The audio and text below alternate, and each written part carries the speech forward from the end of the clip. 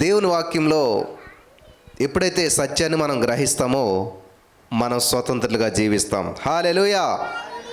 ఇక్కడ క్రిస్మస్ అనే మాట బైబిల్లో ఉందా, క్రిస్మస్ మనం చేసుకోవచ్చా, ఇటువంటి సందేహాలు చాలామందికి ఉంటూ ఉన్నాయి. అనేక మంది ప్రశ్నలు అడుగుతూ ఉన్నారన్నమాట. ఎక్కడుంది చూపించండి. మరి పండుగను మీరు చేసుకుంటున్నారు కదా, అసలు బైబిల్లో క్రిస్మస్ అనేటువంటి మాట ఎక్కడుంది, లేకపోతే మరి క్రైస్తవులు క్రిస్మస్ చేసుకోవచ్చా అని చాలామంది ప్రశ్నలు వేస్తూ ఉన్నారు. వాస్తవానికి చెప్పాలంటే క్రిస్మస్ అనేటువంటి మాట అది తెలుగు మాట కాదు, లాటిన్ భాష అన్నమాట. సో ఆ విషయాలు మనకి ఎందుకని ఉంటాయి. ఇప్పుడు నేను తెలుగు పుస్తకం తీసుకుని వచ్చి తెలుగు పుస్తకంలో నేను లయన్ అనే పదం ఉందా లేదా అని చెప్పి నేను అడిగాను అనుకోండి. లయన్ అనేటువంటిది ఇంగ్లీష్ పదం, అది తెలుగు బుక్లో కనిపించదు. తెలుగులో కొద్దిగా ఏమవుతుంది అంటే అది సింహంగా మారుతుంది. అంటే సింహం అనే ఉంటుంది తెలుగు పుస్తకంలో లయన్ అని రాయరనమాట. అలాగే ఇక్కడ క్రిస్మస్ అనేటువంటిది అర్థం ఏంటంటే ఇంగ్లీష్లో మనం చూసినట్లయితే క్రైస్ట్ మాస్, అంటే క్రీస్తుని ఆరాధించటం. హల్లెలూయా. బైబిల్లో ఉన్నదా లేదంటే అసలు బైబిల్ అంతా కూడా ఏమని ఉంటుంది, క్రీస్తుని ఆరాధించాలని. 2వ కీర్తన 8వ వచనంలో మనం చదివినట్లయితే ఈ మాట చాలా స్పష్టంగా మనం చూడగలుగుతాం. కీర్తనల గ్రంథం 2వ అధ్యాయం 8వ వచనం మనం చూసినట్లయితే అక్కడ దేవుని వాక్యం సెలవిస్తుందంటే, నన్ను అడుగుము జనంలో నీకు స్వాచ్ఛంగాను బూదిగంతాల వరకు సొత్తుగా ఇస్తానని చెప్పి ఇంకొంచెం 12వ వచనంకి వెళ్ళినట్లయితే, ఆయన కోపము త్వరగా రగులుకొనును, కుమారుని ముద్దు పెట్టుకుని లేని ఎడల ఆయన కోపించును. స్తోత్రం దేవా. ఈరోజు ఈ యొక్క వాక్యపు వెలుగులో మమ్మల్ని అందరూ నడిపించి బలపరచమని, ప్రతి వారికి వినగల చెవి గ్రహించగలదని అనుగ్రహించి, ఇదిగో ఇక్కడ ఉన్న వారిని బట్టి నీకు వందనాలు, ఆన్లైన్లో ఉన్న వారిని అందరిని బట్టి వందనాలు. ఈ వాక్యం మరి ఏ విధంగా వింటున్నారో యూట్యూబ్ ద్వారా వినొచ్చిన ప్రభా, డైరెక్ట్గా వినొచ్చు, ఏ విధంగానైనా సరే వారి జీవితాల్లో గొప్ప మార్పులిచ్చి నడిపించమని యేసు నామములో ప్రార్థించిన మీ పొందుకుని ఉన్నాం తండ్రి, ఆమేన్. హల్లెలూయా. చాలా సంతోషించదగ్గ విషయం, ఇక్కడ క్రిస్మస్ అనేటువంటి మాట బైబిల్లో లేదు. కానీ క్రిస్మస్ అంటే అర్థం ఏంటంటే క్రైస్ట్ మాస్. క్రైస్ట్ అనగా క్రీస్తు, మాస్ అనగా ఆరాధన, క్రీస్తుని ఆరాధించమని. ఇక్కడ 2వ కీర్తన 12వ వచనంలో కుమారుని ముద్దు పెట్టుకుని లేని ఎడల ఆయన కోపించును. ఈ కుమారుని ముద్దు పెట్టుకోవటం అంటే మన తెలుగులో ఇలా ఉన్నది, కానీ దాని యొక్క సంస్కృత భావం ఏంటని చూసినట్లయితే క్రీస్తును ఆరాధించుట. హల్లెలూయా. హల్లెలూయా. అంటే క్రైస్ట్ మాస్, క్రిస్మస్ అంటే కుమారుని ముద్దు పెట్టుకోవటమే, క్రీస్తును ఆరాధించడం అనమాట. అలా చేయకపోతే తండ్రి అనేటువంటి దేవుడు కోపిస్తాడంట, కోపం వస్తుందంట. కాబట్టి దీన్ని బట్టి మనకు అర్థమైందా. చాలామంది ఏంటంటే డైరెక్ట్గా మాట అందులో ఉందో లేదో చూపించు అని అడుగుతూ ఉంటుంటారు. ఆ మాట అందులో ఉందో లేదో చూపించమంటూ ఉంటారు. బైబిల్లో ఇది ఉన్నదో లేదో చూపించు. వాస్తవానికి మనం లేచిన వెంటనే ప్రతిరోజు బ్రష్ చేస్తూ ఉంటుంటాం, కానీ బైబిల్లో బ్రష్ ఏమైనా ఉన్నదా, అసలు బ్రష్ అనే పదం ఉన్నదా, లేదు. కానీ ఖచ్చితంగా మనం చేస్తూ ఉంటుంటాం. అంటే యేసుక్రీస్తు ప్రభువు యొక్క మరణ, పునరుత్థాన, జననం, ఈ విషయాలన్నీ కూడా బైబిల్లో ఖచ్చితంగా ఉంటేనే మేము చేస్తామని చెప్పి చాలామంది మాట్లాడుతుంటుంటారు. యేసుక్రీస్తు ప్రభువు యొక్క జననం డేటు బైబిల్లో లిఖించబడలేదు. పుట్టారు అని ఉంటుంది, కానీ ఖచ్చితంగా ఏ డేట్ని పుట్టారో తెలియదు. సో అందుకనే మనం ఈ యొక్క సమయాన్ని బట్టి, ఈ శీతాకాలం ఇవన్నీ కొన్ని సూచనలు ఉన్నాయి కాబట్టి ఇలా చేస్తూ ఉంటుంటారు. దీనంతటికి ఒక ప్రత్యేకమైన రోజును కేటాయించాలి కాబట్టి గవర్నమెంట్ వారు ఏం చేశారంటే డిసెంబర్ 25ని కేటాయించడం జరిగింది. వాస్తవంగా యేసుక్రీస్తు ప్రభువు పుట్టినప్పుడు వాళ్ళకున్నటువంటి సాంప్రదాయం ప్రకారం ఒక శిశువు పుట్టిన తర్వాత వాళ్ళు ఏం చేస్తారంటే సున్నతి చేపిస్తారనమాట. అది 8వ రోజున చేస్తారు. అప్పుడే వాళ్ళకి పేరు పెట్టి అప్పటి నుంచే వాళ్ళు డేట్ ఆఫ్ బర్త్ కంటిన్యూ అవుతుంది అనమాట. ఏమంటారు, బర్త్ సర్టిఫికేట్ వస్తుంది ఆ రోజు నుంచే, అంటే ఆ రోజు నుంచి కౌంట్ చేస్తారు. అలాగే యేసుక్రీస్తు ప్రభువు ఒకవేళ డిసెంబర్ 25నే పుట్టాడని మనం అనుకుంటున్నాం కాబట్టి ఆ డేటే అనుకోండి. మరి యేసు ప్రభువు పుట్టినప్పుడే ప్రపంచ చరిత్ర 2గా మార్చబడింది, క్యాలెండర్ కూడా అప్పుడే ప్రారంభించబడిందని చెప్తారు. క్యాలెండర్ ఎప్పుడు కూడా 1వ తారీఖున ప్రారంభించబడుతుంది, కానీ మరి యేసుప్రభు 25వ తారీఖున ఎలా పుట్టాడు, 1వ తారీఖున డేట్ ప్రారంభించబడితే అని చాలామంది అంటుంటారు. ఒక్కోసారి మనం వెనక్కి వెళ్ళినట్లయితే 1వ తారీఖు నుంచి 25వ తారీఖు వరకు వెనక్కి లెక్క పెట్టుకుంటూ వెళ్ళినట్లయితే 25, 26, 27, 28, 29, 30, 31, 8వ రోజు 1వ తారీఖు. 8వ రోజు ఏది వచ్చింది, 1వ తారీఖు వచ్చింది.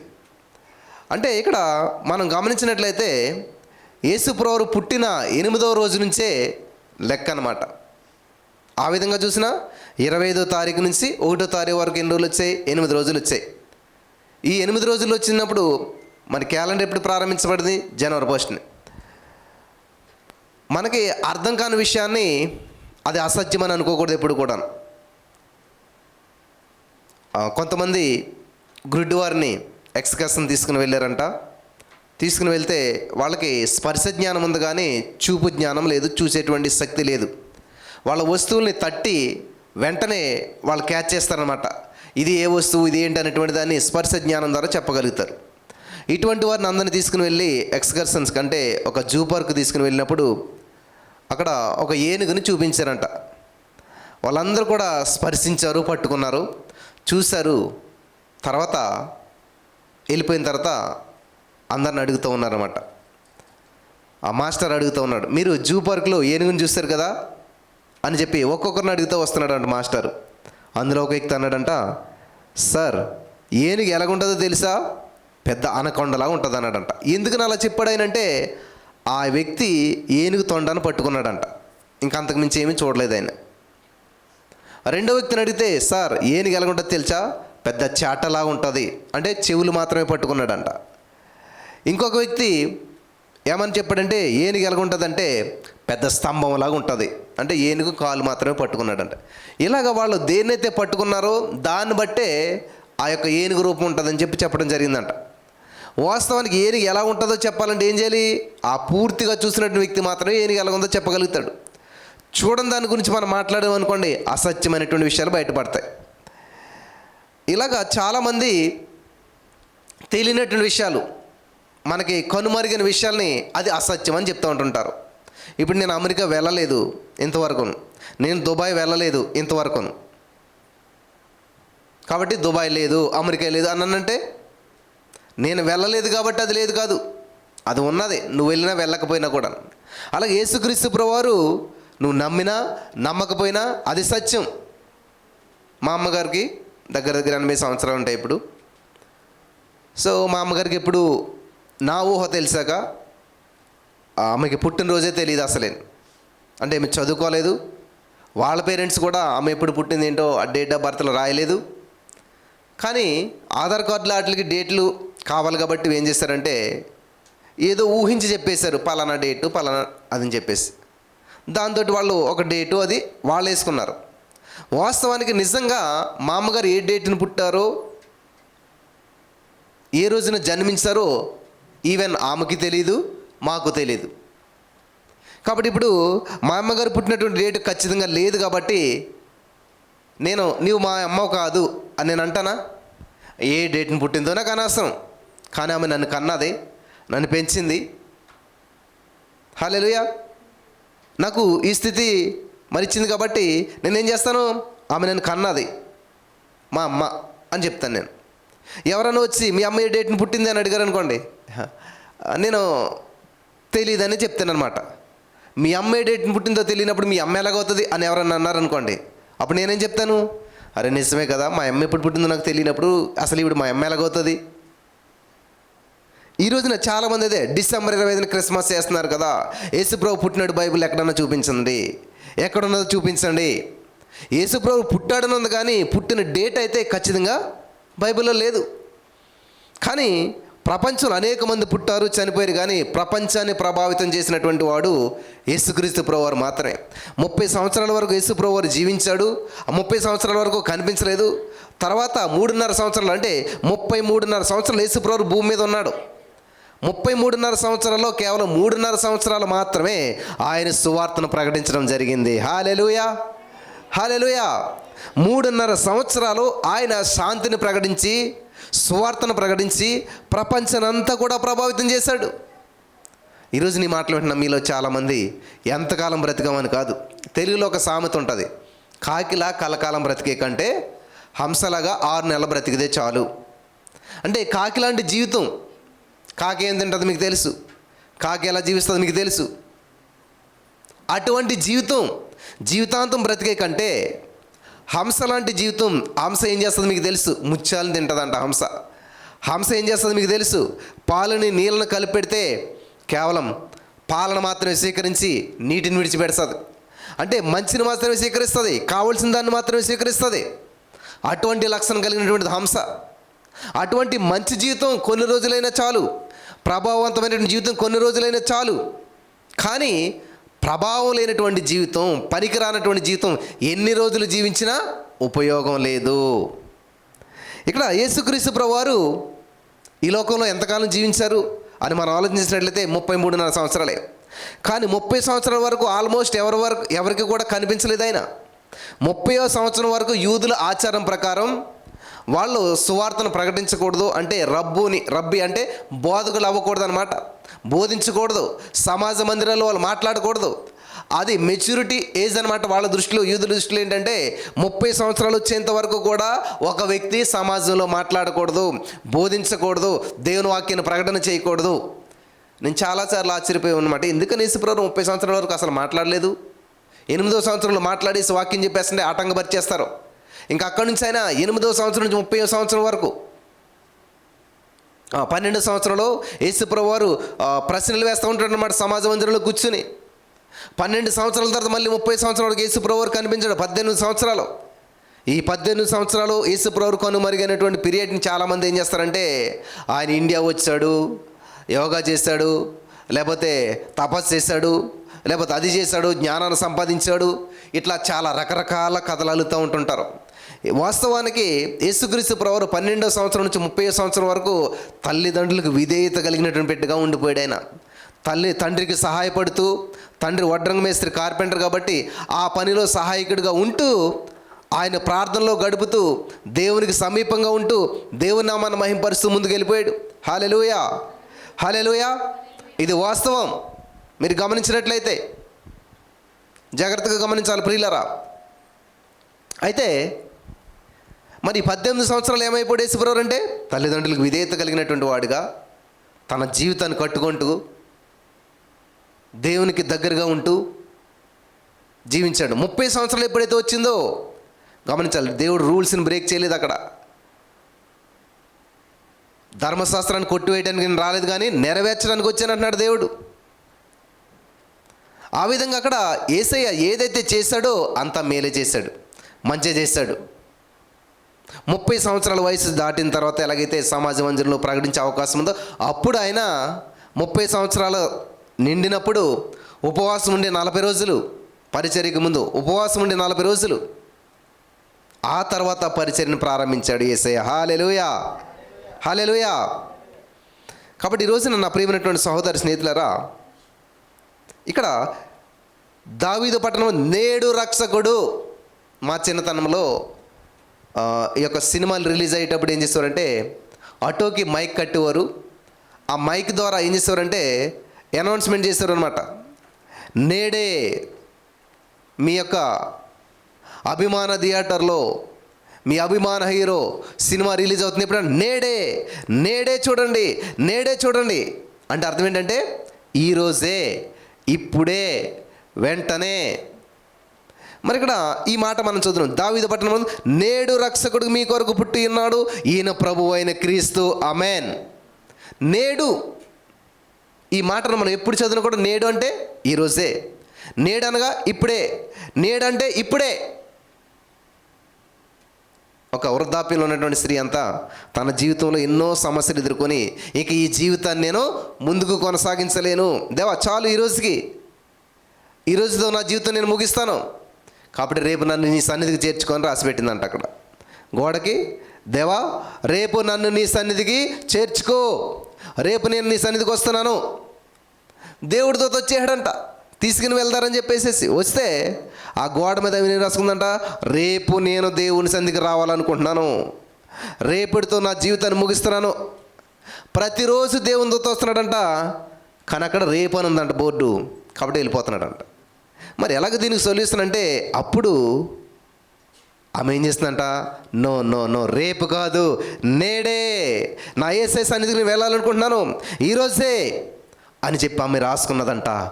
అప్పుడు ఆమె జీవితం అక్కడితో ముగించబడి పరలోక రాజ్యాన్ని కొనిపోబడిందంట. హల్లెలూయా, హల్లెలూయా. కాబట్టి ఇక్కడ క్రిస్మస్ అని బైబిల్లో ఉందా అంటే ఖచ్చితంగా లేదు. ఆ మాట ఎక్కడ కూడా బైబిల్లో మీకు వెతికినా కూడా కనిపించదు. కానీ మనం చేస్తూ ఉన్నాం. అంటే దాని యొక్క అర్థం ఏంటంటే క్రైస్ట్ మాస్, క్రీస్తుని ఆరాధించాలి. 2వ కీర్తన 12వ వచనంలో యేసుప్రభువు చెప్తున్నాడు, కుమారుని ముద్దు పెట్టుకునుడే లేని ఎడల ఆయన కోపగిస్తాడు. ముద్దు పెట్టుకునుడు అనేటువంటి దానికి సంస్కృతంలో దాని యొక్క భావం ఏంటంటే ఆరాధించండి. హల్లెలూయా. కుమారుని ఆరాధించండి, లేకపోతే ఆయన కోపగిస్తాడంట. కాబట్టి ఎప్పుడు ఆరాధించాలి? నేడే, ఇప్పుడే, నౌ, ప్రతి సమయంలో దేవుణ్ణి ఆరాధించాలంట. దేవునికి మహిమ కలుగును గాక. కాబట్టి ఇక్కడ ప్రతి విషయాన్ని కూడా అక్షరార్థంగా ఆలోచించినట్లయితే ఖచ్చితంగా అన్ని అనుమానాలు ఎదురవుతాయి. మరి ఎలాగ ఆలోచించాలి అని మనం ఆలోచన చేసినట్లయితే ప్రతిదీ కూడా ఆత్మానుసారంగా ఆలోచించాలి. దేవుడు ఏమై ఉన్నాడంట? దేవుడు మరి ఆత్మ అయి ఉన్నాడంట. హల్లెలూయా. దేవుడు స్పిరిట్ అయి ఉన్నాడంట. కాబట్టి ఈ యొక్క స్పిరిట్ ఎలాగుంటుందో చూపించంటే అక్షరాల రూపంలో చూపించలేం. మనం అక్షరాల రూపంలో చూపించలేం, అక్షరాల రూపంలో రాయగలుగుతాం కానీ చూపించలేం. ఫర్ ఎగ్జాంపుల్, ఒక చైర్ ఉన్నది అనుకోండి, నేను చైర్ అని చెప్పి నేను మాట్లాడుతున్నాను, లేకపోతే నేను రాస్తున్నాను CHAIR చైర్, లేదా కుర్చీ అని నేను మాట్లాడుతుంటే ఎవరైనా అక్షరాలను చూడరు, అక్షరార్థంగా చూడరు. దాన్ని ఏం చేస్తారు? ఇమాజినేషన్ చేస్తారు, చిత్రాన్ని కలిగి ఉంటారు, చిత్రాన్ని చూస్తారు. కాబట్టి ఇక్కడ ప్రభువు ఆత్మ అయి ఉన్నాడంట. దేవుడు ఆత్మస్వరూపుడు. ఆయన ఎప్పుడు కూడా మనం ఏం చేయాలంటే ఆత్మానుసారంగా చూడాలి, కానీ శరీరానుసారంగా మీరు చూసినట్లయితే ఆశాభంగం ఎదురవుతుంది, అనుమానాలు ఎదురవుతాయి, అంత గందరగోళం ఎదురవుతుంది. జాగ్రత్తగా గమనించాలి ప్రియులారా. కాబట్టి ఇక్కడ మనం గమనించినట్లయితే అసలు ఈ బైబిల్ గ్రంథం ఎలా రాయబడిందంట? పరిశుద్ధాత్మ ప్రేరేపణ చేత రాయబడిందంట. అంటే పరిశుద్ధాత్మ దేవుడు అంటే ఆత్మానుసారమైనటువంటి వారు. పరిశుద్ధాత్మ దేవుడు మనుషుల చేత రాయించాడు, మనుషులకు చెప్తే రాశారు. అసలు మోసే చూసినట్లయితే జీవితానికి, ఆదాము జీవితానికి పొంతం లేదు.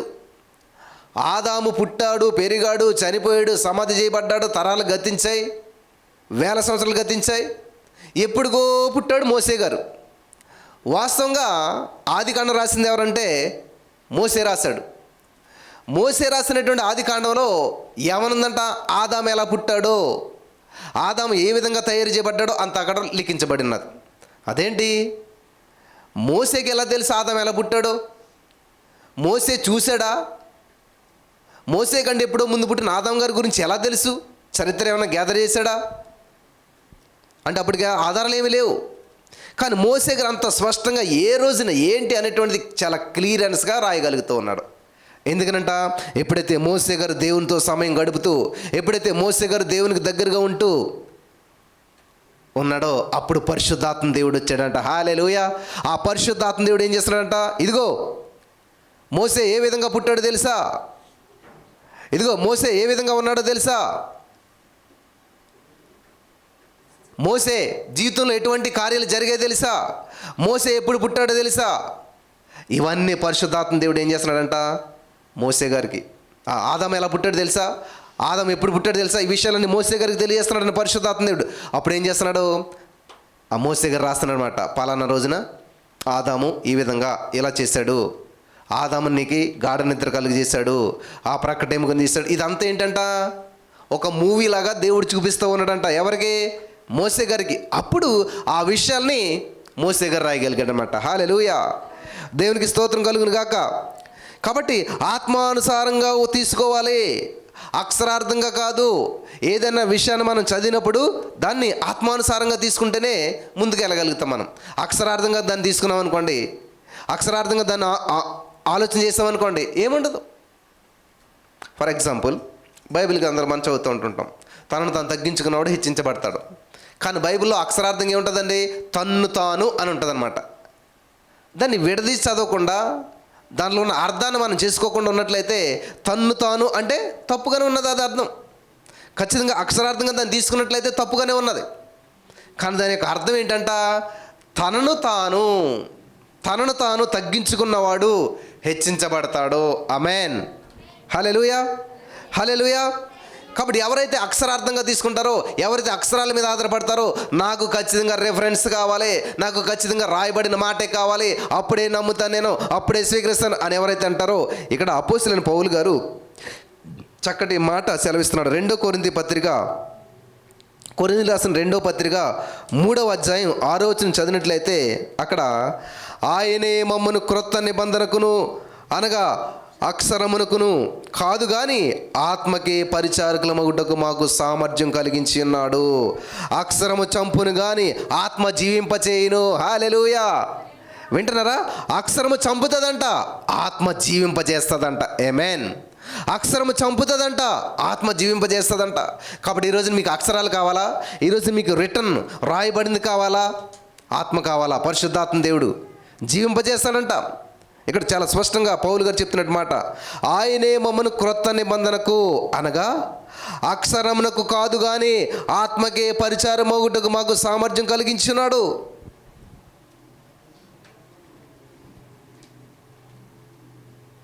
క్రొత్త నిబంధన ఏం చేస్తున్నాడండి?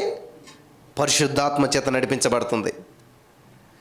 కొత్త నిబంధనకు అనగా అక్షరానికి కాదు మమ్మల్ని దేవుడు ఏం చేశాడు తెలుసా? ఆత్మకు. ఆమేన్.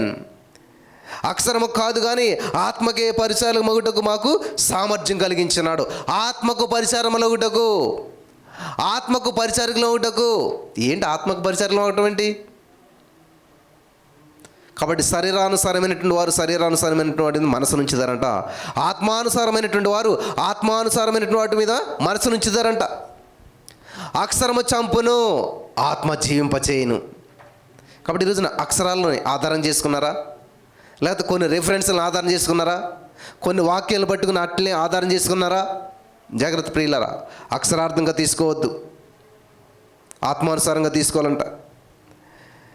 ఇక్కడ యోహాను సువార్త 2వ అధ్యాయం 19వ వచనం మనం చదివినట్లయితే, యోహాను సువార్త 2వ అధ్యాయం 19వ వచనం, యేసు ఈ దేవాలయమును పడగొట్టుడి, 3 దినములలో దానిని లేపుదును అని వారితో చెప్పెను.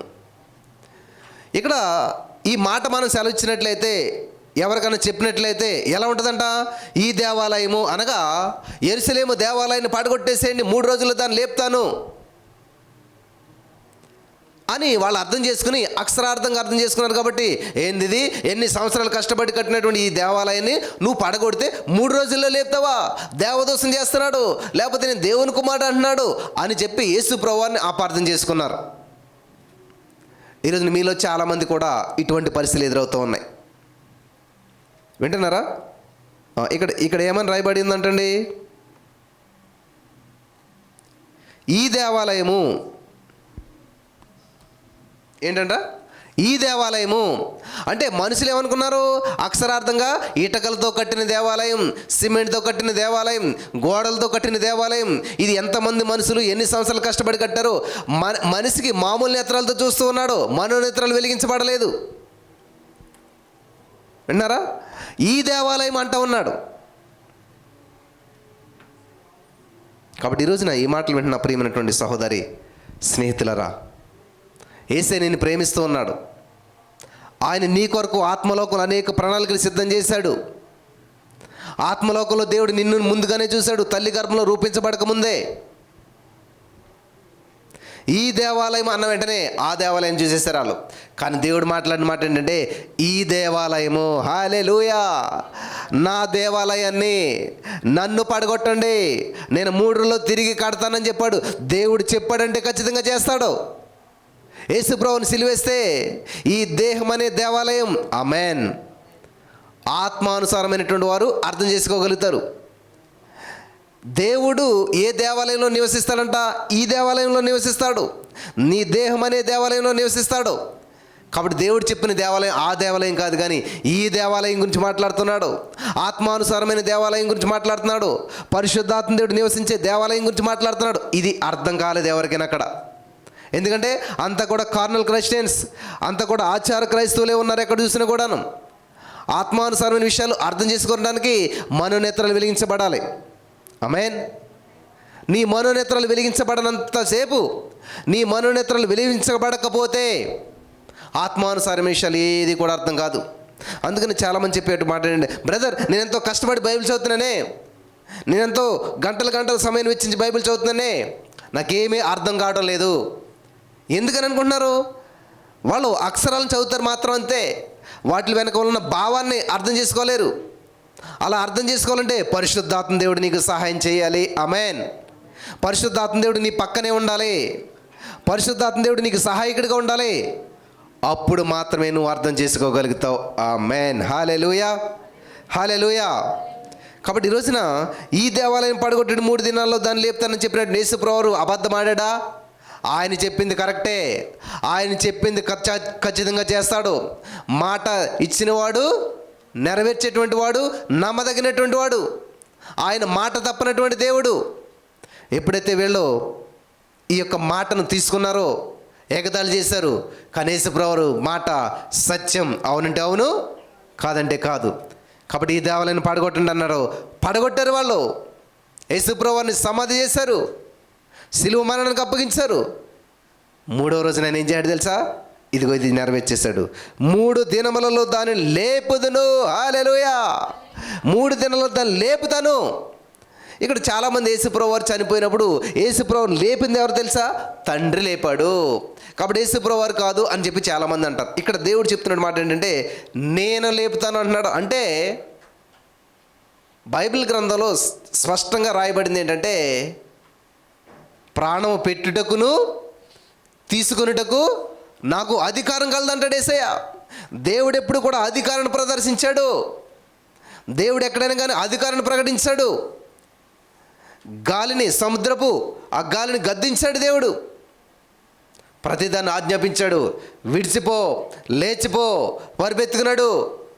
ఈ మాటలన్నీ కూడా అధికారంతో కూడినటువంటివి, అధికారం కలిగిన వ్యక్తులు మాట్లాడే మాటలు. హల్లెలూయా.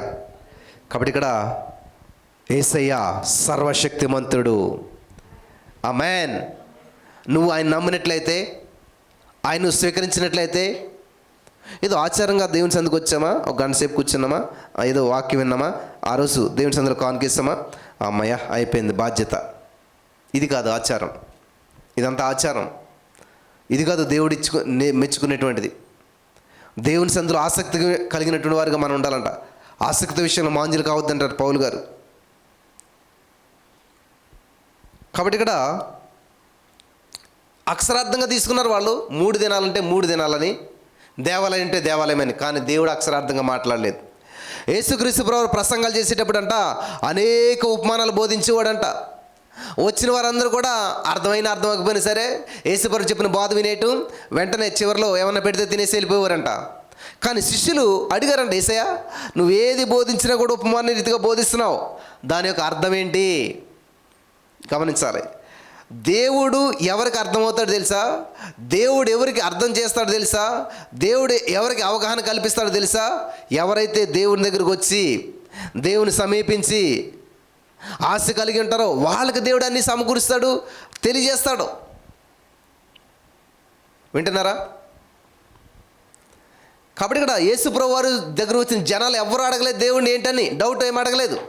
కానీ యేసుప్రభువు శిష్యులు మాత్రం, ప్రభువా నువ్వు చెప్పిన ఉపమాన భావం ఏంటి మాకు తెలియజెప్పు అన్నప్పుడు దేవుడు వారిని కూర్చోబెట్టి చక్కగా సంతోషంతో ఆశతోటి వారికి తెలియజేశాడు. హల్లెలూయా. ఆ విషయాలని వివరించి చెప్పాడు. ఇదిగో ఈ యొక్క ఉపమానం అర్థం ఇది, ఉపమాన భావం ఇది, దీని విషయం ఇది అని చెప్పి వివరంగా చెప్పాడు. ఈ రోజున నీ జీవితంలో కూడా మరి దేవుడు నీకు కావలసిన సమస్తాన్ని సమకూర్చేశాడు. నీకు కావలసిన సమస్తాన్ని ఇస్తూ ఉన్నాడు. ప్రణాళికను సిద్ధం చేశాడు. ఏది ఏమైనా కానీ నువ్వు నమ్మినట్లయితే అప్పుడు దాన్ని స్వతంత్రించుకోగలుగుతావు. నమ్మిన దేవుని మహిమను చూస్తావు. హల్లెలూయా, హల్లెలూయా. ఇక్కడ అపోస్తలుడైన పౌలు గారు తిమోతితోటి చెప్తున్నటువంటి విషయాలు మనం చూద్దామా?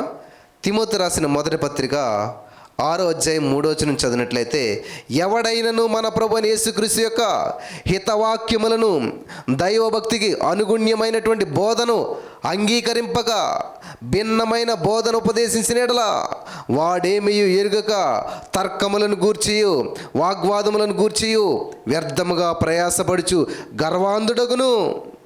నీటి మూలముగా అసూయ కలహము, వీటి మూలముగా అసూయ కలహము, దూషణలు, దురనుమానములను కలుగును. చెడిపోయిన మనస్సు కలిగి సత్యహీనులై దైవభక్తి లాభసాధనం అనుకొను మనుషుల వ్యర్థ వివాదములను కలుగుచున్నవి. సంతుష్టి సహితమైనటువంటి దైవభక్తి గొప్ప లాభ సాధనమై ఉన్నది. హల్లెలూయా. సంతుష్టి సహితమైనటువంటి దైవభక్తి. ఈరోజున చాలామంది దేవుని సందుకు వస్తూ ఉన్నారు, దేవుని వాక్యం వింటూ ఉన్నారు, దేవుని నామాన్ని మహిమపరుస్తున్నారు. నిజంగా మీకు సంతృప్తి ఉన్నదా? నిజంగా మీకు సంతృప్తి ఉన్నదా? సంతుష్టి సహితమైన దైవభక్తి ఉన్నదా అని ఇక్కడ అడుగుచూ చెప్తున్నటువంటి విషయాలు చాలా ప్రాముఖ్యమైనటువంటివి అన్నమాట. దేవునికి మహిమ కలుగును గాక. హల్లెలూయా, హల్లెలూయా. Thank you Jesus. యోహాను సువార్త 21:25 ఇంకొక మాట ఉన్నది, చదువుదాం. యోహాను సువార్త 21:25 మనం చదివినట్లయితే అక్కడ దేవుని వాక్యం సెలవిస్తుందంటే, యేసు చేసిన కార్యములు ఇంకనూ అనేకములు కలవు, వాటిలో ప్రతి దానిని వివరించి వ్రాసిన యెడల అట్లు వ్రాయబడిన గ్రంథములకు భూలోకమైనను చాలదని నాకు తోచుచున్నది. ఈ ఎవరు చెప్తున్నారు ఈ మాట? యేసుక్రీస్తు ప్రభువుకి అత్యంత ప్రియమైనటువంటి శిష్యుడిగా ఉన్నటువంటి, యేసు ప్రేమించిన శిష్యుడైనటువంటి యోహాను గారు చెప్తున్నాడు. హల్లెలూయా, హల్లెలూయా. యేసు ప్రేమించిన శిష్యుడు, దగ్గరగా చూసినటువంటి వాడు, అన్నీ తెలుసుకున్నటువంటి వాడు మాట్లాడుతున్న మాట ఏంటి తెలుసా? యేసయ్య ఎన్నో కార్యాలు చేశాడు, కానీ మేము కొన్నే రాసాం. నిజంగా యేసు ప్రభువు భూలోక రాజ్యంలో ఉండగా చేసినటువంటి అద్భుతాలు కానీ, ఆశ్చర్యకార్యాలు కానీ, ఆయన పలికిన మాటలు కానీ వ్రాయాలంటే వ్రాయబడినటువంటి ప్రతి గ్రంథాన్ని ఆ గ్రంథపు చుట్టలు పెట్టినట్లయితే ఈ యొక్క ప్రపంచమే పట్టదంట. చదువు మళ్ళీ ఆ మాట. ఈ సంగతులను గూర్చి సాక్ష్యం ఇచ్చుచు ఇవి వ్రాసిన శిష్యుడను ఇతడే, ఇతని సాక్ష్యం సత్యమని ఎరుగుదము. యేసు చేసిన కార్యములు ఇంకను అనేకములు కలవు, వాటిలో ప్రతి దానిని వివరించి వ్రాసిన యెడల అట్లు వ్రాయబడిన గ్రంథములకు భూలోకమైనను చాలదని నాకు తోచుచున్నది. హల్లెలూయా. బా, భూలోకం సరిపోదంట. ఇప్పుడు ఈ బైబిల్లో ఉన్న కొన్ని విషయాలు మనకు తెలుసు, కనీసం బైబిల్లో ఉన్న పూర్తి విషయాలే మనకి ఇంతవరకు అర్థం కాలేదు. బైబిల్లో ఉన్నటువంటి పూర్తి విషయాల పట్లే మనకి ఇంకా అవగాహన రాలేదు. కానీ యేసు ప్రభువు చేసినటువంటివి, పలికినటువంటివి ఇవి మాత్రమే కాదు, చాలా ఉన్నాయంట.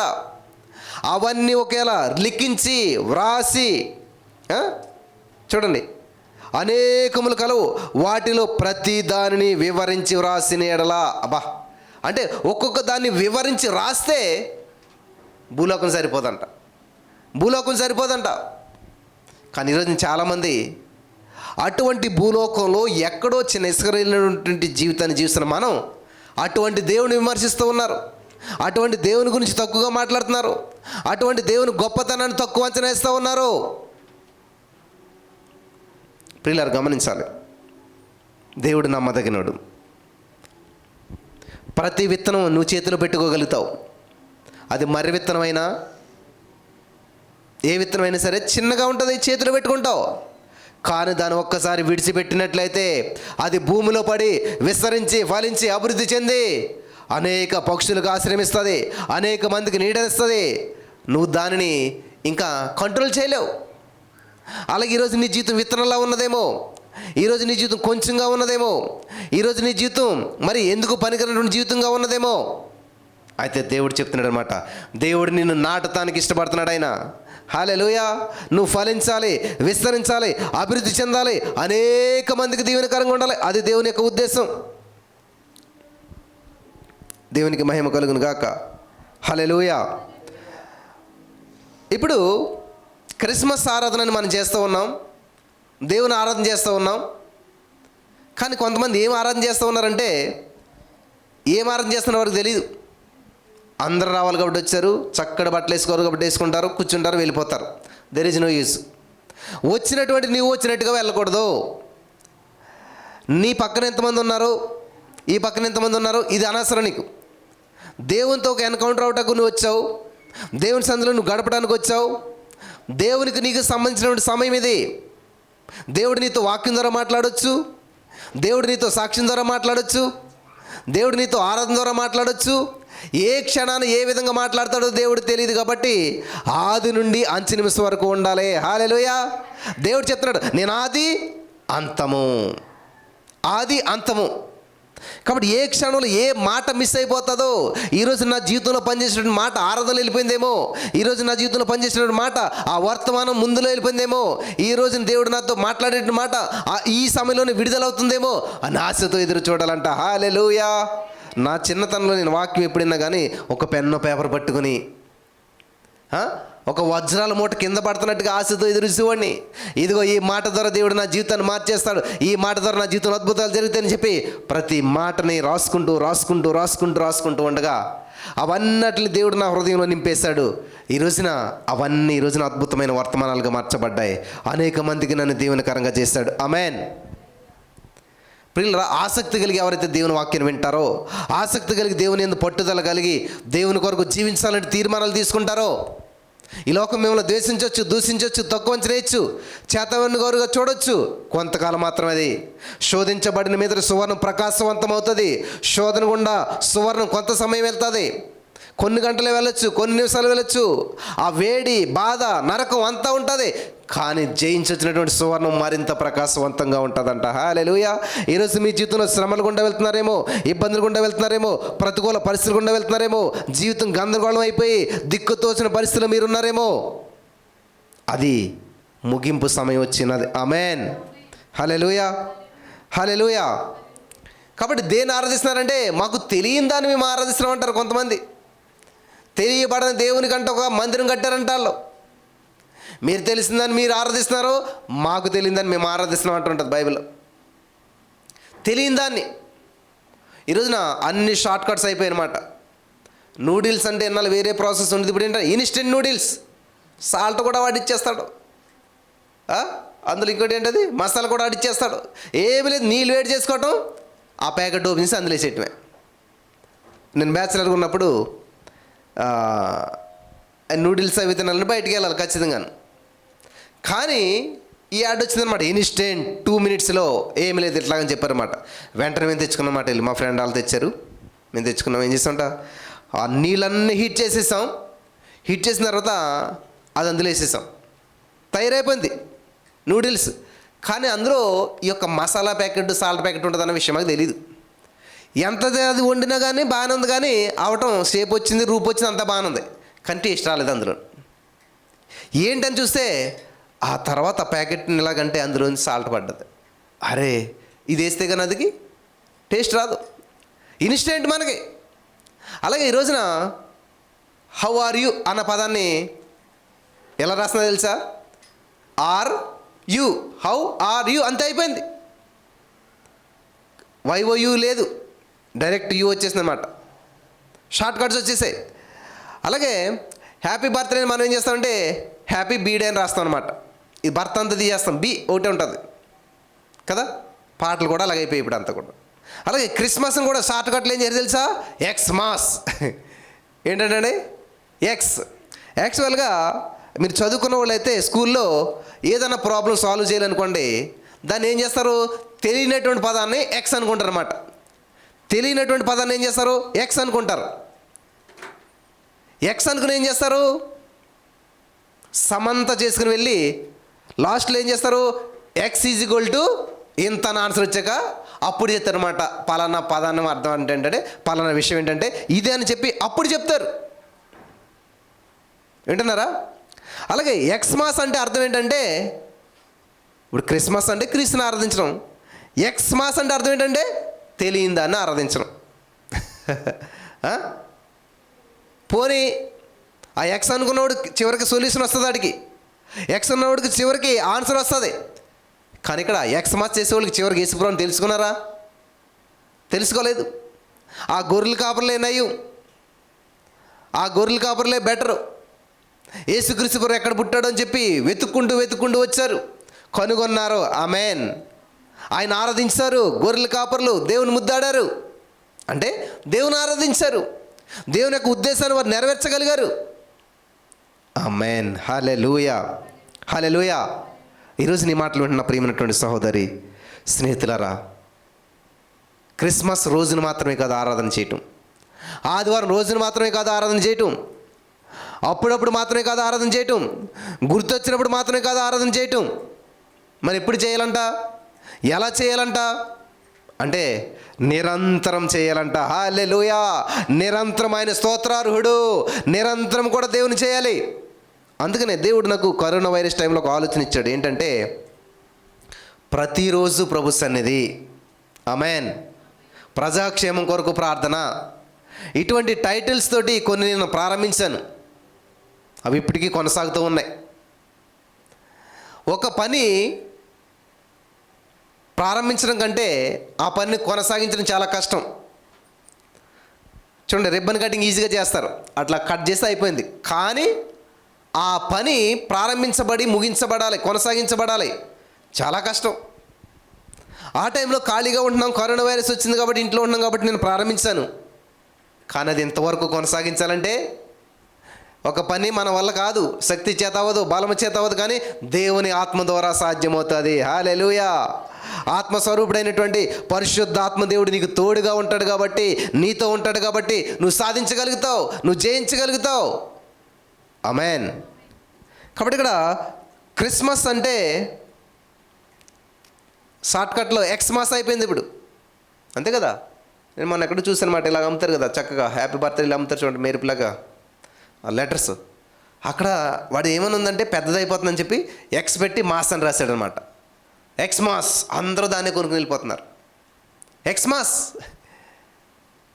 అంటే ఎక్స్ అంటే ఏంటో తెలియదు, అది ఏంటన్నది, దాన్ని ఆరాధన చేస్తూ ఉన్నాం. మనం ఎక్స్మాస్ చేయట్లేదు ఇక్కడ, కానీ క్రిస్మస్ చేస్తూ ఉన్నాం. హల్లెలూయా. క్రీస్తుని మాస్ చేస్తూ ఉన్నాం, క్రీస్తుని ఆరాధిస్తూ ఉన్నాం. ఎందుకనంటే ఆయన కుమారుని ముద్దు పెట్టుకునడి, లేని ఎడల ఆయన కోపగిస్తాడు. కాబట్టి దేవుని ముద్దు పెట్టుకోవాలి, మనం దేవుని ఆరాధించాలి. పొద్దుట, మధ్యాహ్నం, సాయంత్రం. దావీదు రాజు, మామూలు రాజు కాదు, గొప్ప సామ్రాజ్యానికి రాజు. అటువంటి ఆయన చూసారా దేవుని ఎంతగా కొనియాడుతున్నాడో, దేవుని ఎంతగా మహింపరుస్తున్నాడో. మరి ఈరోజు నీ మాటలు వింటున్నటువంటి మీరు ఒకసారి ఆలోచన చేయండి ప్రియులారా. ఒకసారి దేవుని సందులో మిమ్మల్ని మీరు పరిశీలన చేసుకోండి. దేవుని ఎంతగా ఆరాధన చేస్తూ ఉన్నారో, దేవునికి ఎంత సమయం ఇస్తూ ఉన్నారో.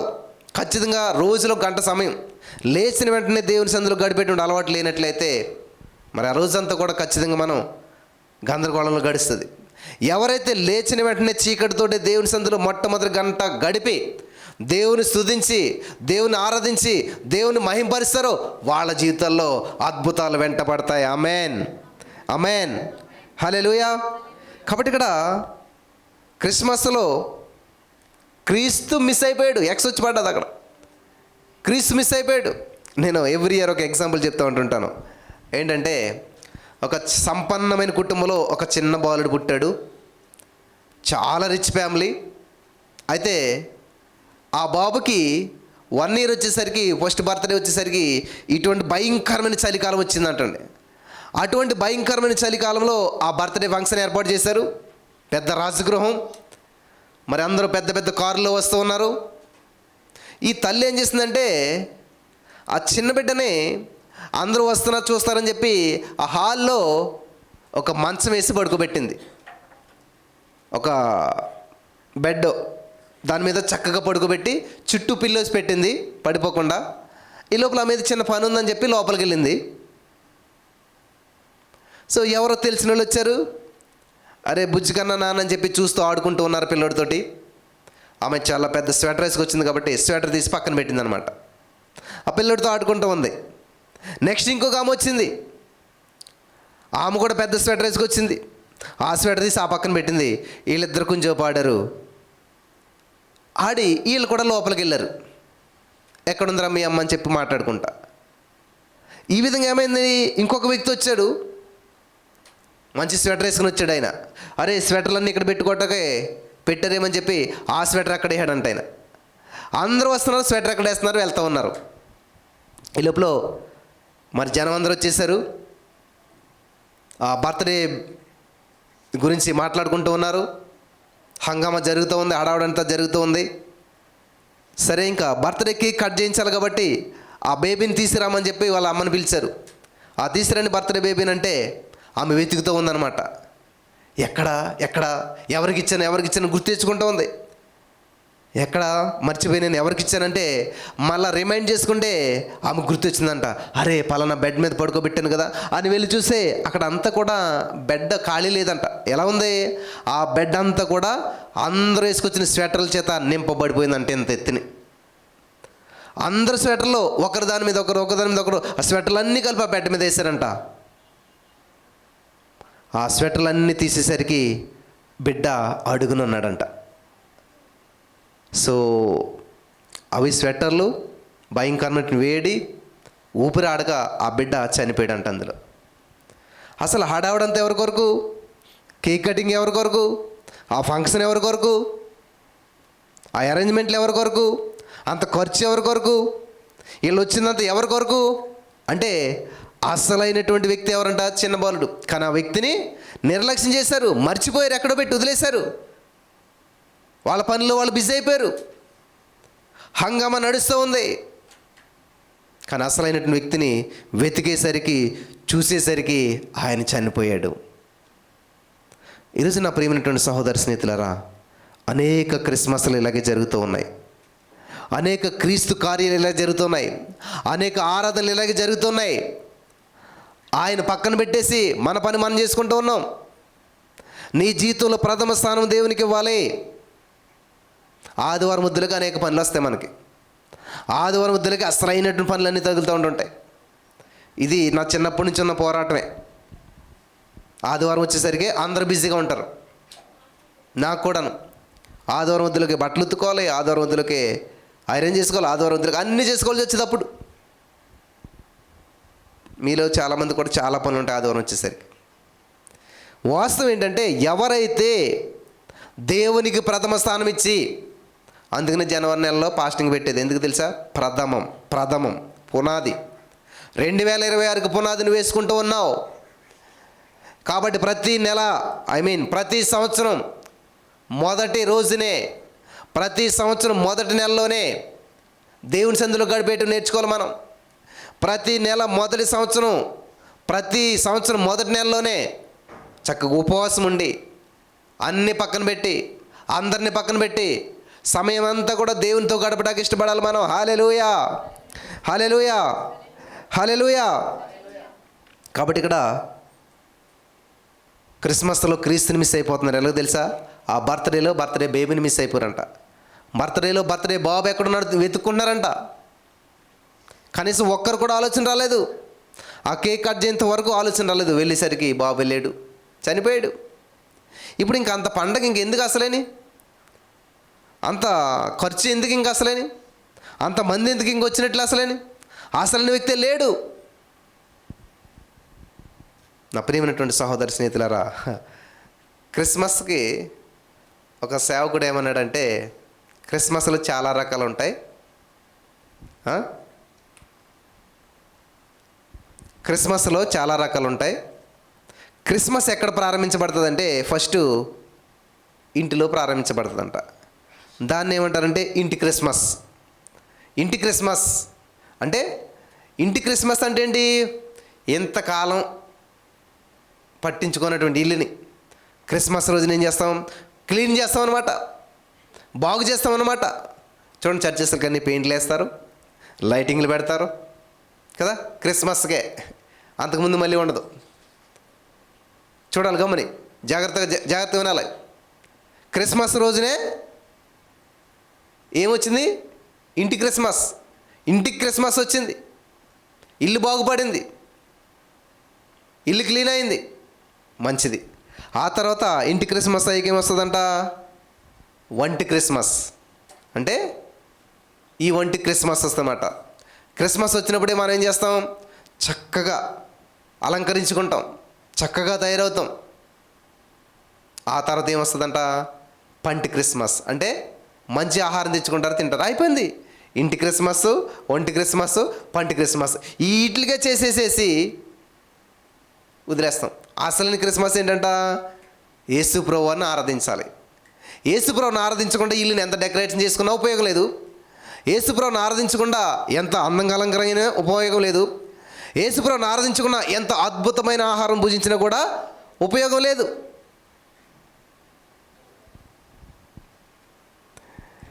హల్లెలూయా, హల్లెలూయా.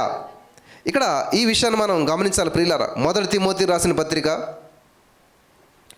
3వ అధ్యాయం 16వ వచనం చదివినట్లయితే అక్కడ నిరాక్షేపముగా దైవభక్తిని గూర్చినటువంటి మర్మం గొప్పదై ఉన్నది. ఆయన సశరీరుడుగా ప్రత్యక్షుడాయను, ఆత్మ విషయమున నీతిపరుడని తీర్పునొందెను, దేవదూతలకు కనబడెను, రక్షకుడని జనములలో ప్రకటించబడెను, లోకమందు నమ్మబడెను, ఆరోహణుడై తేజోమయుడైను, సశరీరుడుగా. పరలోక రాజ్యం విడిచిపెట్టకూడని భాగ్యం తెలిసి కూడా యేసుప్రభు పరలోక రాజ్యాన్ని విడిచి ఈ భూలోక రాజ్యానికి వచ్చాడు ఆయన. ఆమేన్, హల్లెలూయా. సశరీరుడుగా. యోహాను సువార్త 1:14 చూసినట్లయితే ఆదియందు వాక్యముడు, నా వాక్యమే కృపా సత్య సంపూర్ణుడిగా శరీరధారిగా మనకులోనికి వచ్చాడంట. మీరు గమనించినట్లయితే ప్రియులారా, యేసుక్రీస్తు ప్రభువారు ఈ భూలోక రాజ్యంలోకి రావడానికి ఒక మార్గాన్ని ఎంచుకున్నాడు ఆయన. ఏమిటా మార్గం అంటే ఒక స్త్రీ ద్వారా రావడానికి ఇష్టపడ్డాడు ఆయన. యేసుప్రభువారు పుడతాడు అనేటువంటి విషయం తెలిసినప్పుడు అనేక రాజకన్యకలు వివాహం చేసుకోవటం మానేసి యేసుప్రభువారు నేనే కానాలని వెయిట్ చేస్తూ ఉన్నారంట. కానీ దేవుడు ఒక స్త్రీని ఎన్నుకున్నాడు, ఆమె ద్వారానే భూలోక రాజ్యానికి వచ్చాడు. ఎందుకని యేసుప్రభువారు ఒక స్త్రీని ఎన్నుకున్నాడు? ఎందుకని యేసుప్రభువారు స్త్రీ ద్వారానే ఈ లోకానికి రావాలని చెప్పి ఆశపడ్డాడు అని మనం ఆలోచన చేసినట్లయితే అపోస్తలుడైన పౌలు గారు ఒక మాట అంటాడు, నేనెప్పుడు బలహీనుడనో అప్పుడు బలవంతుడును. హల్లెలూయా. నన్ను బలపరచు క్రీస్తునందు నేను సమస్తము చేయగలుగుతాను. ఇంకొక చోట పౌలు గారు ఏమంటాడంటే, ఈ లోకంలో జ్ఞానులను గొప్పవారిని సిగ్గుపరచడానికి ఏం చేస్తాడంట? జ్ఞానం లేని వారిని, బలహీనమైన వారిని దేవుడు తీసుకుని వాడుకుంటాడంట. హల్లెలూయా, హల్లెలూయా. వింటున్నారా? ఇక్కడ ఎందుకని దేవుడు ఒక స్త్రీనే ఎన్నుకున్నాడు అని మనం ఆలోచన చేసినట్లయితే, దావీదు విషయంలో దేవుడు ఒక మాట సెలవిస్తూ ఉన్నాడు. ఏంటంట? పాడైనటువంటి దావీదు గుడారాన్ని నేను తిరిగి నిర్మిస్తాను. ఆమేన్. బాగు చేసే దేవుడు మన దేవుడు. పాడైపోయినటువంటి వాటిని, మరి పనికిరానటువంటి వారిని బాగు చేసే దేవుడు మన దేవుడు. ఆది కాండంలో మనం చూసినట్లయితే దేవుడు ఆదాము అవ్వను సృష్టించినప్పుడు పాపం లేదు, మనిషిలో పాపం లేదు, వనంలో పాపం లేదు, ఎక్కడా పాపం లేదు. మరి పాపం ఎలాగొచ్చిందంట అని ఆలోచన చేసినట్లయితే ఆది అందు ఘట సర్పంగా, అంటే సైతానుగాడు సర్పాన్ని వాడుకొని అవ్వమ్మతో సహవాసం చేసి అవ్వమ్మను మోసం చేసి అవ్వమ్మను బలహీనపరిచి, ఆడది అంటే ఏంటంటే బలహీనమైన ఘటం. పౌలు గారు కూడా చాలా స్పష్టంగా మాట్లాడుతుంటాడనమాట. స్త్రీలు బలహీన ఘటమని ఎరిగి కాపురం చేయడానికి ఉంటుంది అక్కడ. బలహీనమైనటువంటి ఘటాన్ని సైతానుగాడు వాడుకుని ఏం చేశాడంటే పాపం ఎంటర్ అవటానికి కారణం. అంటే ఒక స్త్రీ ద్వారానే పాపం ఎంటర్ అయింది. ఒక స్త్రీ ద్వారానే మానవ జాతికి అంతటికి కూడా పాపం అనేటువంటిది ఎంటర్ అయింది. దేవుడు ఇది చూశాడనమాట. సైతానుగాడు స్త్రీని వాడుకొని పాపాన్ని పంపించాడు. సైతానుగాడు స్త్రీని వాడుకొని పాపాన్ని ఈ మానవ లోకానికి పరిచయం చేశాడు. కాబట్టి దేవుడు ఏమనుకున్నాడంటే, ఏ స్త్రీనైతే వాడుకుని ఈ లోకాన్ని మలినం చేయాలని చూశాడు సైతానుగాడు, ఏ స్త్రీనైతే బలహీన ఘట్టమని చెప్పి వాడు వాడుకున్నాడో, నేను కూడా అదే బలహీన ఘటాన్ని వాడుకుంటాను. హల్లెలూయా. నేను కూడా అదే స్త్రీని వాడుకుంటాను. నేను కూడా అదే స్త్రీ ద్వారా ఈ యొక్క లోకానికి రక్షణ ఇస్తానని చెప్పి దేవుడు చెప్తూ ఉన్నాడు. ఆమేన్. మనకి ఈ యొక్క విషయం చూసినట్లయితే ఆదికాండం 3:15 చాలా స్పష్టంగా రాయబడి ఉన్నది. చదువుదాం. ఆదికాండం 3:15 మరియు నీకును స్త్రీకిని నీ సంతానమునకును స్త్రీ సంతానమునకును వైరము కలుగజేస్తాను. హల్లెలూయా. జాగ్రత్తగా గమనించాలి. ఎక్కడ చెప్తున్నాడు ఈ మాట? ఆది కాండంలోనే దేవుడు చాలా స్పష్టంగా తెలుస్తున్నట్టు మాట ఏంటి తెలుసా? అవమా, నువ్వు తప్పు చేస్తావు కాబట్టి నీవు ఇక్కడ నుంచి పిల్లలను కంటావు, గర్భవేదన మరి ప్రసవ వేదన పడతావు అని చెప్పాడు దేవుడు. ఆదమా, నువ్వు తప్పు చేసావు కాబట్టి నువ్వు చెమటోడ్చి కష్టపడి పని చేస్తావు. ఇలాగా ఒకరికొకరికి పనిష్మెంట్ ఇస్తూ దేవుడు సైతాన్ గడి దగ్గరికి వచ్చేసరికి ఏమంటున్నాడంటే 14 వచనం, ఆదికాండం 3:14, అందుకు దేవుడైన యెహోవా సర్పముతో, నీవు దీన్ని చేసినందున పశువులన్నిటిలోనూ భూజంతువులన్నిటిలోనూ నీవు శపించబడిన దానివై నీ కడుపుతో ప్రాకుచు నీవు బ్రతుకు దినములన్నీ మన్ను తిందువు. చూసారా, అంతవరకు సర్పం ఎగిరేదంట. అప్పుడు దేవుడు ఏం చేశాడంట? శాపం, నువ్వు పాకుతావు అని చెప్పి శపించడం జరిగింది. అంత మాత్రమే కాకుండా దేవుడు ఇంకో మాట చెప్తున్నాడు ఏంటంటే, నీకును స్త్రీ సంతానము. నీకు అనగా ఎవరో? సైతాన్ గాడికి. స్త్రీ సంతానం అనగా ఎవరో? స్త్రీ సంతానం ఎవరు? ఇక్కడ యేసుక్రీస్తు ప్రభువారు. హల్లెలూయా. ఇది ఆయన చెప్తూ ఉన్నాడనమాట. యెషయా భక్తులు చెప్తున్నాడు అనమాట. ఇదిగో కన్యక గర్భవతి కుమారుని కనును అనేటువంటి ప్రవచనం కంటే ముందే ఇక్కడ చెప్తున్నాడు మాట. మోసే గారి ద్వారా దేవుడు రాయిస్తున్నాడు మాట. ఏమని? స్త్రీ సంతానానికి వైరము కలుగజేస్తాను, అది నిన్ను తల మీద కొట్టును, నీవు దాని మడిమను పట్టుకుందువు. చూడండి, స్నేక్ ఎప్పుడైనా పాము ఎక్కడ కరుతుంది తెలుసా? మడ మీద కరుస్తుంది. మీరు అనుభవం లేదేమో తెలియదేమో కానీ చాలామందికి మడ మీద కరుస్తుంది. సైతాన్ గాడు ఎప్పుడు కూడా నిన్ను కాటేయాలని చూస్తుంటాడు. అప్పుడు ఎప్పుడైతే పాము దొరికిందో మొట్టమొదటిగా ఏం చేస్తారు? ఎవరైనా సరే పాముని ఎక్కడ కొడతారు తెలుసా? తలకాయ మీద కొడతారు, తలకాయ చిత కొడతారు. తలకాయ చిత కొట్టి వదిలేస్తారు, ఇంకంతే, ఇంకేం చేయలేదు దాన్ని. అదే చెప్తున్నాడు ఇక్కడ దేవుడు. ఇదిగో వైరం కలిగి చేస్తాను, అది అనగా స్త్రీ సంతానం అనగా యేసుక్రీస్తు ప్రభువు వారు ఏం చేస్తారో తెలుసా? నీ తలకాయ చిత కొడతాడు. ఏం చేస్తారంటండి? నీ తలకాయ చిత కొడతాడు, నీ తల చిత కొడతాడు. ఆమేన్. యేసుక్రీస్తు ప్రభువుని మరణానికి అప్పగించినప్పుడు సైతాన్ గాడు అనుకున్నాడంట, అయిపోయింది, ఈయనేదో చేస్తారనుకుంటే చాప్టర్ క్లోజ్. అంటే యేసు ప్రభువారు 3 రోజులు సైలెంట్గా ఉన్నాడు. 3వ రోజునంట సైతాన్ గాడి యొక్క తల చిత కొట్టి పాపాన్ని విరిగడి చేసి గొప్ప ఫలితాన్ని తీసుకుని వచ్చాడు. మరణపు ముళ్ళును విరిచేశాడు. హల్లెలూయా, హల్లెలూయా. కాబట్టి ఈరోజు నీ మాటలు వింటున్న ప్రియమైనటువంటి సహోదరి, యేసయ్య నీతో మాట్లాడుతున్నాడు. ఏ స్త్రీనైతే సైతాన్ గాడు వాడుకొని మోసం చేసి మానవాళ్ళందరికీ కూడా మరణాన్ని రప్పించాడు, అదే స్త్రీని యేసుక్రీస్తు ప్రభువు వాడుకొని మానవాళ్ళందరికీ రక్షణ, జీవం ఇచ్చాడు. ఆమేన్. హల్లెలూయా, హల్లెలూయా. కాబట్టి ఇక్కడ యేసు ప్రభువు వారు ఎందుకు కన్యక గర్భం జన్మించవలసి వచ్చింది? పెళ్ళైన తర్వాత పుట్టొచ్చు కదా. ఎందుకని యేసు ప్రభువు అటువంటి కార్యం చేశాడు? పెళ్ళి అయ్యకపోతే బాగుండేది కదా. పెళ్ళికి ముందే కన్యక ఎందుకు జన్మించాలి? ఎన్ని ప్రశ్నలు చాలామందికి. ఇక్కడ కన్యక గర్భవతి.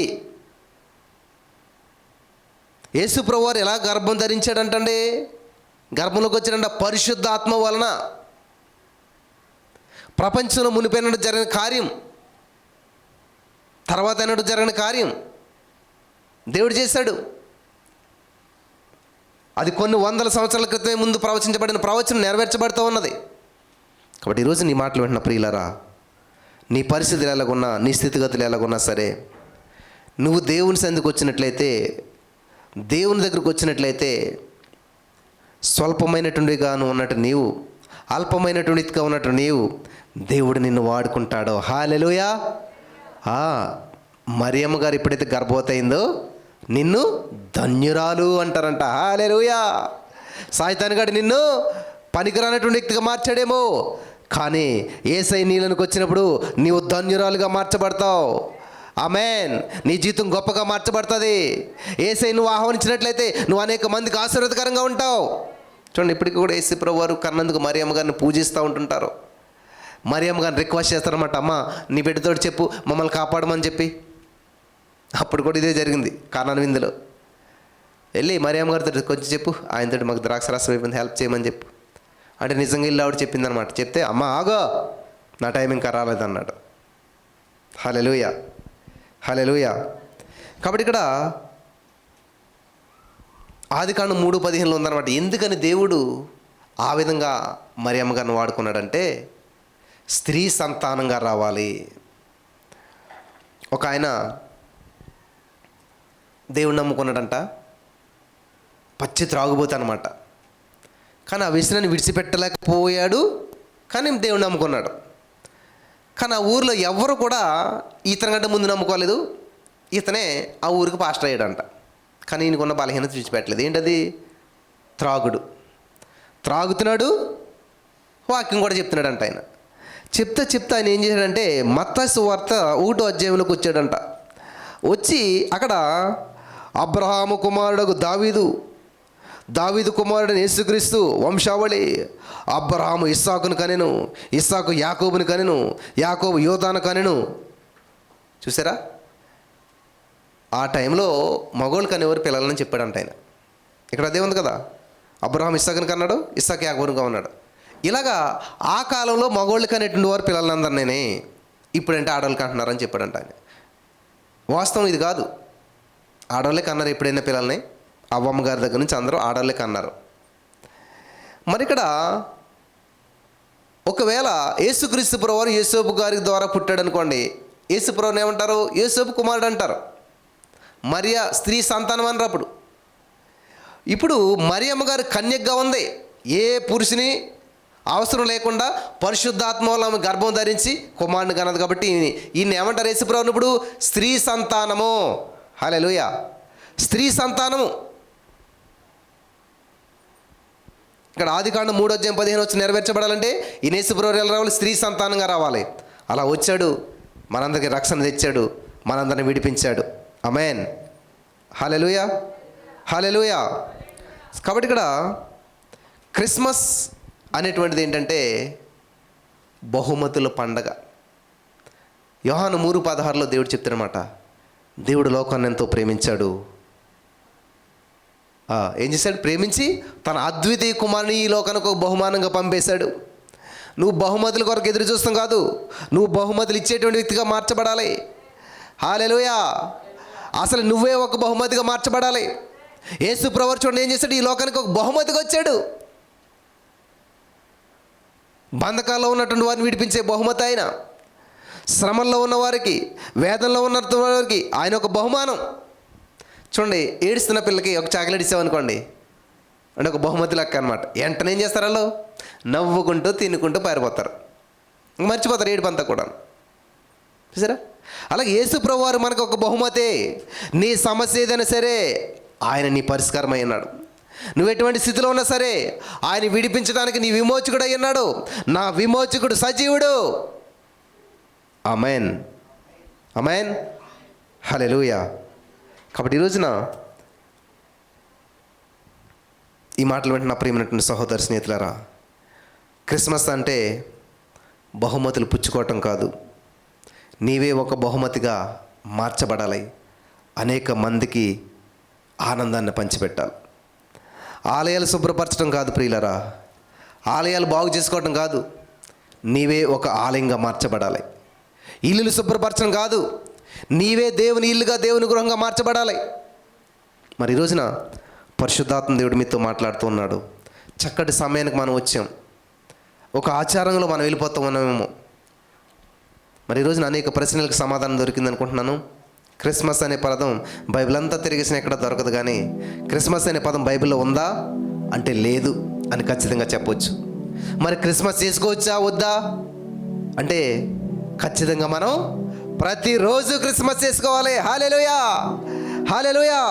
ప్రతిరోజు కూడా మనం క్రిస్మస్ చేసుకోవాలి. ఎందుకంటే 2వ కీర్తన 12వ వచనంలో యేసు ప్రభువారు అనగా తండ్రి నుండి దేవుడు చెప్తున్నాడు, కుమారుని ముద్దు పెట్టుకోండి, లేని ఎడల నేను కోపగిస్తాను.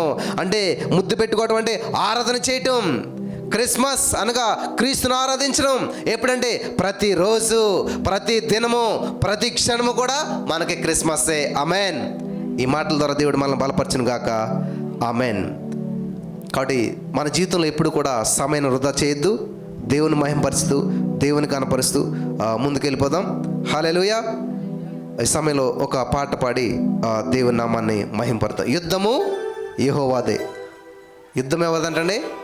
యెహోవాదే. నీవు యుద్ధం చేయవలసిన అవసరం లేదు. జస్ట్ నువ్వు నిలబడితే చాలు, నీ పక్షాన యుద్ధం చేసి ఆ విజయం నీకు ఇస్తాడు ఆయన. హల్లెలూయా, హల్లెలూయా. పాడదామా? లేచి నిలబడి పాడదాం అందరూ కూడా.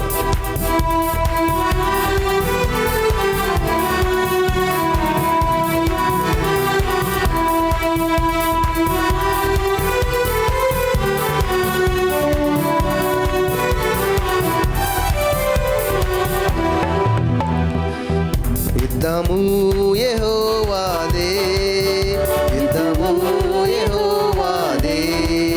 అందరం కలిసి పాడదాం. యుద్ధము యెహోవాదే, రాజులు మనకెవ్వరు లేరు, శూరులు మనకెవ్వరు లేరు. రాజులు మనకెవ్వరు లేరు, శూరులు మనకెవ్వరు లేరు. సైన్యములకు అధిపతి అయినా యెహోవా మన అండ. సైన్యములకు అధిపతి అయినా యెహోవా మన అండ. యుద్ధము యెహోవాదే, యుద్ధము యెహోవాదే, యుద్ధము యెహోవాదే, యుద్ధము యెహోవాదే.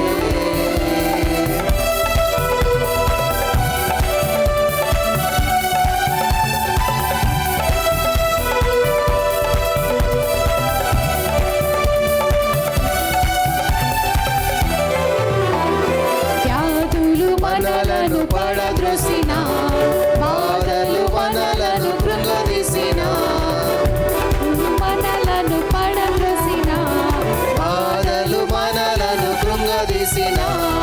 విశ్వాసమునకు కర్తయైన యేసయ్యా మన అండ. విశ్వాసమునకు కర్తయైన యేసయ్యా మన అండ. యుద్ధము యెహోవాదే, యుద్ధము యెహోవాదే, యుద్ధము యెహోవాదే, యుద్ధము యెహోవాదే.